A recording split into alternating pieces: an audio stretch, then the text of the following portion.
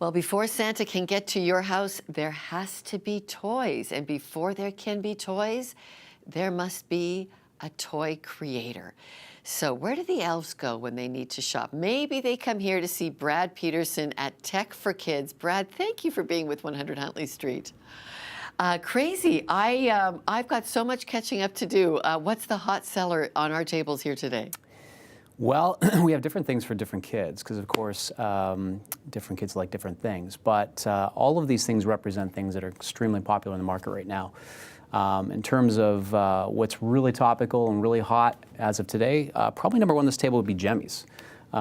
This is a activity toy that has really picked up a lot of momentum in the marketplace. And what it is girls make these cool little crystal creations. Yeah, show us what I call the corking tool. Because that's in my day, we did these things out of yarn. Now you've got, like, show me how that goes on there. Yeah, so the system is really simple. There's these bands that girls take out of the Jemmy's design studio. They put it onto this tool, and you'll see it stretches the band out. Just like what we used to do. And once it's stretched out like that, they then take their Jemmy crystals, and all the crystals have a little slit inside and what happens is you just clip it on like that, and it stays on, and they go around, and they keep clipping these. Okay, and now you've got something happening here that's another very tactile making thing. Yeah, so boys like bugs, okay, and they like making gross things. When I was a kid, creepy crawlers were huge. The problem with creepy crawlers are you had to plug them into the wall.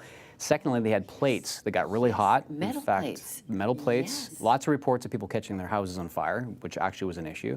So as things have progressed, people have been looking for ways to take old play patterns and make them into something that's viable for today.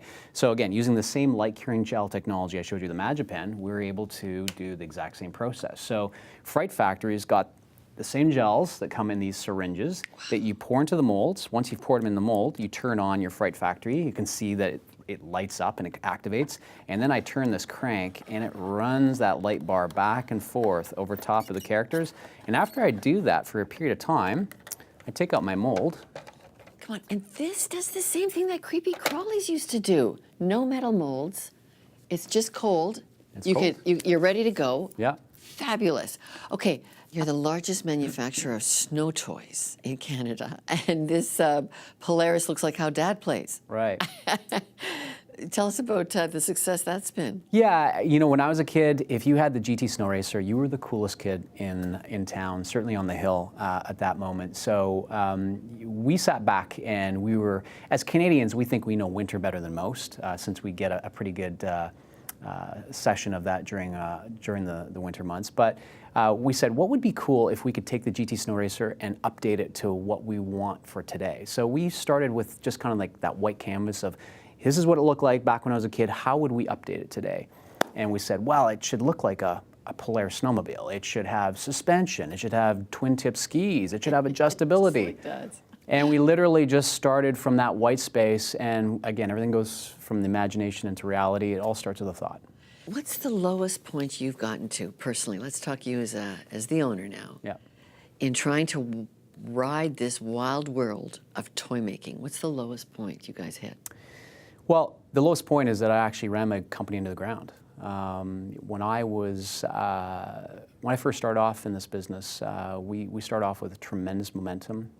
We grew a company from a basement that was in Western Canada to become the largest distributor of toys in Canada at the time. And we had tremendous momentum in that process. And quite frankly, that probably led to a little bit of hubris and just a lack of real awareness of what could change in the toy space. So your inner character was affecting your outer success. Absolutely. How did you get a grip on that?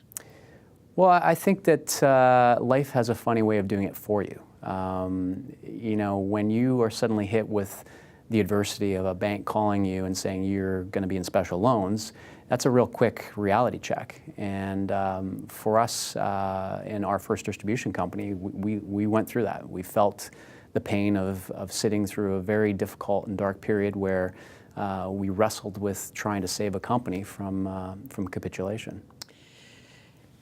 Does God enter into that debate for you, that kind of terrible business dark tunnel that you're going through? 100%. What happened? How did God interrupt your business decline?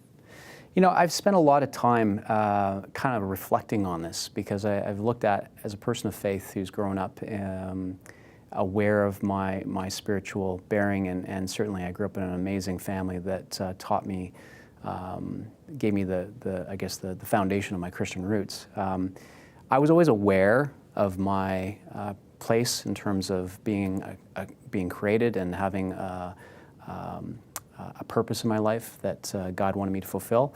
I think the problem is that as humans, we're incredibly flawed, and our flaws tend to lead towards one of arrogance. You know, the original sin, pride. You know, Lucifer thought he could be God. As I read through the Old Testament, I look at people like Joseph, you know, who initially was a very pride-filled person who his brothers tried to kill him and then was brought down to his knees. You know, Moses, who started off as a prince after, of course, going through tremendous adversity to become a prince, became a prince and then was humbled tremendously and forced to live in the wilderness for a number of years. I look back and consider that I went through that wilderness period, and it was a part of the crucible that was important to developing my character. At the time, it was terrible, and I would certainly not wish that kind of challenge on anyone. But I also look at it as being a real blessing, that it was a time then that I had no choice but to trust in God, because everything I could do, I was at my limit. I had nothing left to be able to do myself. How do you trust in God? You've got international plants, you've got incredible competition. YouTube could invent a new toy tomorrow and this thing's all gone. How do you trust in God? What's your discipline? What's your practice? I'm a big believer in habits and behaviors and setting and creating the proper habits. You know, for me, my faith is a priority. It's not something that I just occasionally do.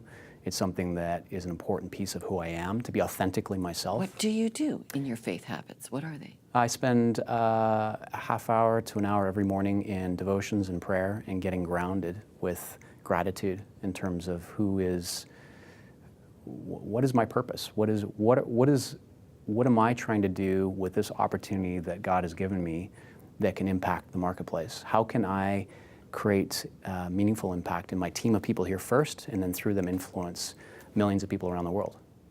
Wow. What do you read? What do you get grounded in?